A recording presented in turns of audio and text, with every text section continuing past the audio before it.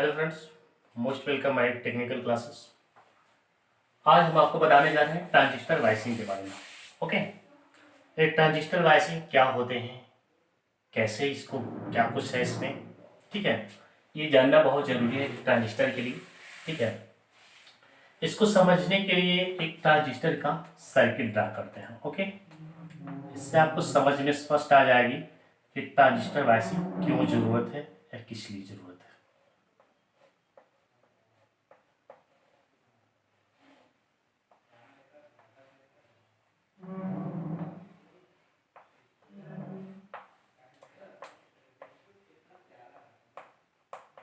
ये IC current है, ये आई करंट है और ये आईबी करंट है।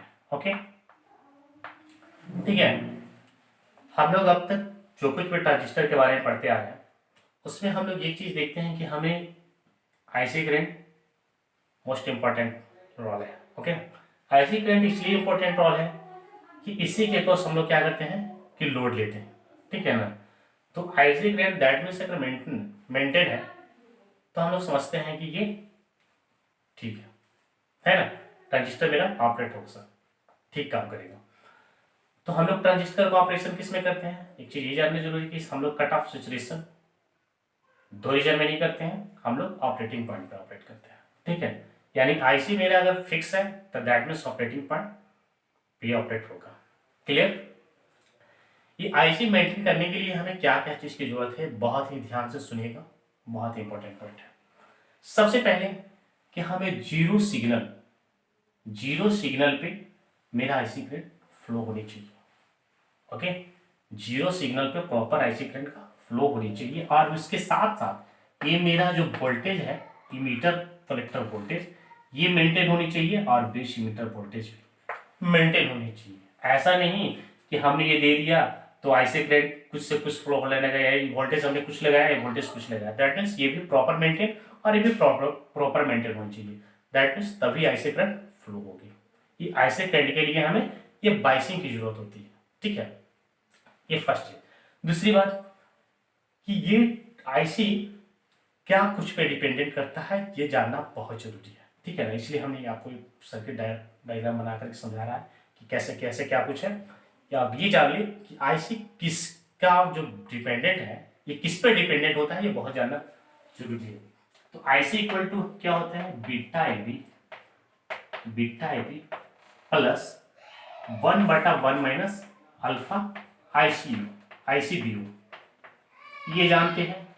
या हम लोग ये जानते हैं beta IB plus beta plus 1 ICBU. Okay, ऐसा होगा, इसलिए होगा कि अल्फा बीटा इक्वल टू होता है अल्फा बटा 1 माइनस अल्फा, यानी बीटा में अगर 1 जोड़ेंगे तो ये हमें प्राप्त हो जाएगा, ठीक है। तो हम लोग एक चीज ये देख रहे हैं यहां पे कि ये आईसी किस पे डिपेंडेंट है, ये बीटा पे डिपेंडेंट है और आईसीबीओ पे डिपेंडेंट है, ठीक है। और इसके अलावे एक होता है इस ट्रांजिस्टर का इंटरनल पैरामीटर, वो इस पर डिपेंडेंट करता है, ठीक है ना। तो इंटरनल पैरामीटर कुछ भी हो सकते हैं। इंटरनल पैरामीटर या तो रेजिस्टेंस हो सकते हैं, या तो कलेक्टर हो सकते हैं, कुछ भी हो सकते हैं। ओके, तो ये जो कि शो नहीं होता है वो इंटरनली होता है, ठीक है। मेनली हमें ये चीज देखना है कि ये इस आईसीबीयू और बीटा पे डिपेंडेंट है। तो आईसीबीयू है, ये किस पे डिपेंडेंट है भाई, ये सबसे पहले ये भी जानना जरूरी है। आईसीबीयू किस पे डिपेंडेंट है, टेम्परेचर पे, ठीक है। आईसीबीयू टेम्परेचर पे डिपेंडेंट है। मतलब ये है कि अगर मेरा टेम्परेचर चेंजिंग होगा तो that means beta plus 1 times मेरा आईसी चेंज हो जाएगा। सोच लीजिए कितना ज्यादा चेंज होता है। इसलिए हमें कुछ वैसी करना चाहिए कि ताकि मेरा ये लीकेज करंट आईसीबीयू मेंटेन हो। ओके, इसलिए हमें स्टेबलाइजेशन की जरूरत होता है। और बीटा बीटा का वैल्यू हम लोग ये जानते हैं कॉमन इमीटर में कि 50 to 500 होते हैं। 50 to 500 कॉमन इमीटर में होते हैं। इसका मतलब ये है कि यदि एक ट्रांजिस्टर को अगर इस जगह पे पुट कर दिए तो उसका हो सकता है 50 भी हो, अगर हम अनदर ट्रांजिस्टर के हम पुट कर दें उसका हो सकता है 500 भी हो। तो इन दोनों कंडीशन में क्या होगा कि आईसी मेरा वेरिएशन हो जाएगा, मोस्टली वेरिएशन हो जाएगा, ठीक है। तो इसलिए इसको मेंटेन करने के लिए हमें ट्रांजिस्टर वाइसिंग चाहिए। और इसको समझने के लिए हमें स्टेबिलिटी फैक्टर समझना जरूरी है। क्लियर है यहाँ तक? अब आते हैं नेक्स्ट टॉपिक स्टेबिलिटी फैक्टर के बारे में। ओके,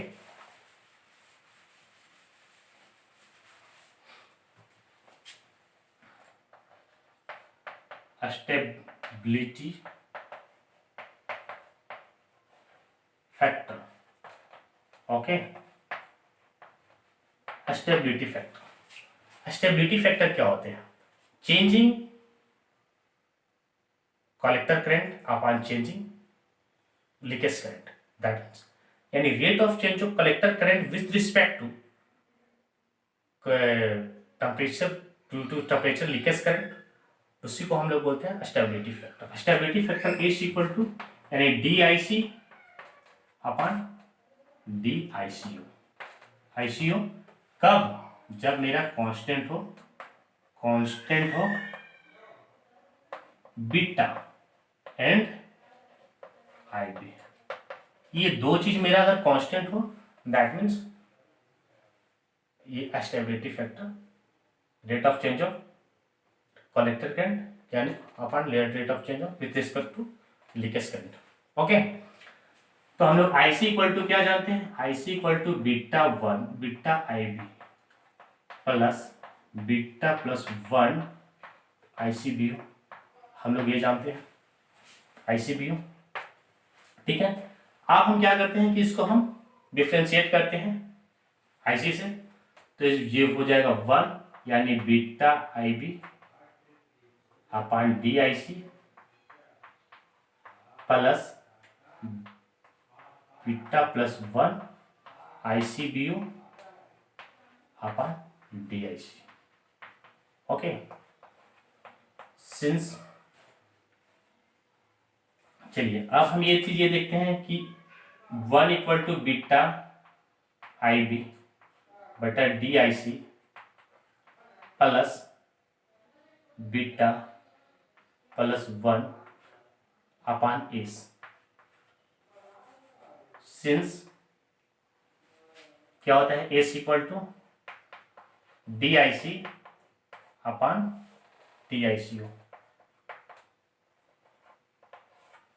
ओके, एस होगा, तो अब हम क्या करेंगे कि beta plus 1 upon S equal to 1 minus beta I B बटा डी आई सी। क्लियर है?